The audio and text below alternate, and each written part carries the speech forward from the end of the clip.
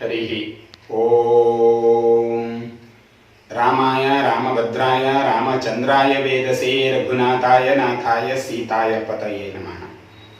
ಶ್ರೀರಾಮ ಈ ನಾಮದಲ್ಲೇ ಅದ್ಭುತವಾದಂತಹ ಚೈತನ್ಯ ಇದೆ ಎನ್ನುವುದನ್ನು ಆದಿಕವಿ ವಾಲ್ಮೀಕಿ ಮಹರ್ಷಿಗಳು ರಾಮಾಯಣದಲ್ಲಿ ಅದನ್ನು ಸಾರ್ತಾ ಹೋಗ್ತಾರೆ.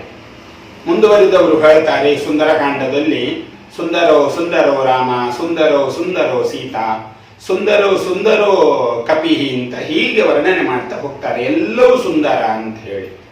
ಹಾಗಾಗಿ ರಾಮ ನಮ್ಮ ಆದರ್ಶದ ಪ್ರತೀಕ ಮತ್ತೆ ನಮ್ಮ ಧರ್ಮದ ಪ್ರತೀಕ. ಧರ್ಮ ಅನ್ನುವ ಶಬ್ದಕ್ಕೆ ಪರ್ಯಾಯ ನಾಮ ಒಂದಿದ್ದರೆ ಅದು ರಾಮ ಅನ್ನುವ ಶಬ್ದ ಮಾತ್ರ.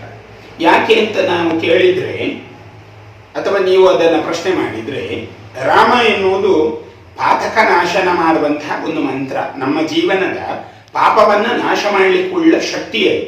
ಹಾಗಾಗಿ ರಾ ಶಬ್ದೋಚ್ಚಾರಣೋ ದೇವ ಮುಖ ನಿರ್ಯಾಂತಿ ಪಾತಕ ಪುನಃ ಪ್ರವೇಶ ಭೀತಶ್ಚೇತ್ ಮಕಾರಾಶ್ಚ ಕವಾಟವತ್ ಎನ್ನುವ ಮಂತ್ರಕ್ಕೆ ಅನ್ವರ್ಥವಾಗಿರುವ ಅರ್ಥ ಯಾವುದು ಅಂತ ಹೇಳಿದರೆ, ಹೊರಗೋಗಿರುವಂತಹ ಪಾಪಗಳು ಒಳಗೆ ನುಸುಳದಾಗಿ, ರಾ ಎನ್ನುವ ಶಬ್ದ ಹೊರಗೋಗಿರುವ ಪಾಪಗಳು ಒಳಗಿರುವ ಪಾಪಗಳನ್ನು ಹೊರಗೆ ಮಾ ಎನ್ನುವ ಶಬ್ದ ಹೊರಗಿರುವಂತಹ ಪಾಪಗಳು ಪುನಃ ಒಳಗೋಗದಂತೆ ಒಂದು ಕವಾಟವಾಗಿ ಬಂಧಿಸ್ತದೆ. ಹಾಗಾಗಿ ನಮಗೆ ಮೋಕ್ಷ ಭೂಮಿ ಅಯೋಧ್ಯ, ಮಥುರಾಮಾಯ, ಕಾಶಿ, ಕಾಂಚಿ, ಯವಂತಿಕಾ, ಪುರಿ, ದ್ವಾರಾವತಿ ಶೈವ ಸಪ್ತೈದ ಮೋಕ್ಷದಾಯಕ ಕ್ಷೇತ್ರಗಳು 7. ಅದರಲ್ಲಿ ಮೊದಲಿಗೆ ಬರುವಂಥದ್ದು ಅಯೋಧ್ಯೆ. ನಾವು ನೈಜವಾಗಿ ಪುಣ್ಯಾತ್ಮರು. ಯಾಕೆ ಅಂತ ಕೇಳಿದರೆ, ನಮ್ಮ ಕಾಲದಲ್ಲಿ ರಾಮ ಮಂದಿರಕ್ಕೆ ಭೂಮಿ ಪೂಜೆಯಾಗ್ತಾ ಇದೆ. ಶಿಲಾನ್ಯಾಸ ಈ ಹಿಂದೆನೇ ಆಗಿದೆ.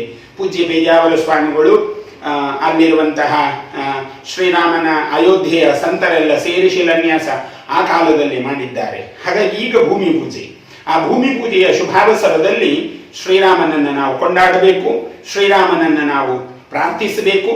ಶ್ರೀರಾಮನಿಗೆ ಭವ್ಯವಾದ ಮಂದಿರ ಆಗ್ತದೆ ಅಂತ ಹೇಳಿದರೆ ಹಿಂದೂ ಸಮಾಜದ ದಾಸ್ಯದ ಸಂಕೋಲೆ ಕಳಚಿ ಹೋಯಿತು.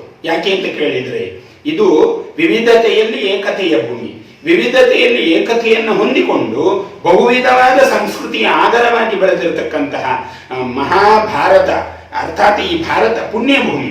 ಹಾಗಾಗಿ ಇವತ್ತಿನ ಕಾಲಘಟ್ಟದಲ್ಲಿ ಶ್ರೀರಾಮನಿಗೆ ಮಂದಿರ ನಿರ್ಮಾಣವಾಗ್ತಾ ಇದೆ. ಈ ಮಂದಿರ ನಿರ್ಮಾಣವಾಗುವ ಕಾಲಘಟ್ಟದಲ್ಲಿ ನಾವೆಲ್ಲ ಇದ್ದೇವೆ.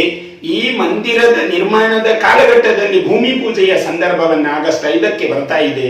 ನಾವೆಲ್ಲರೂ ನಮಗೆ ಮಹಾ ಹಬ್ಬವಾಗಿ, ಮಹಾ ದೀಪಾವಳಿಯಾಗಿ ನಾವು ಇದನ್ನು ಆಚರಿಸಬೇಕು. ದೀಪಾವಳಿ ಹೇಗೂ ಆಚರಿಸ್ತೇವೆ. ಹಬ್ಬಗಳ ರಾಜ ಅಂತ ಕರೆಸಿಕೊಂಡದ್ದು ದೀಪಾವಳಿ.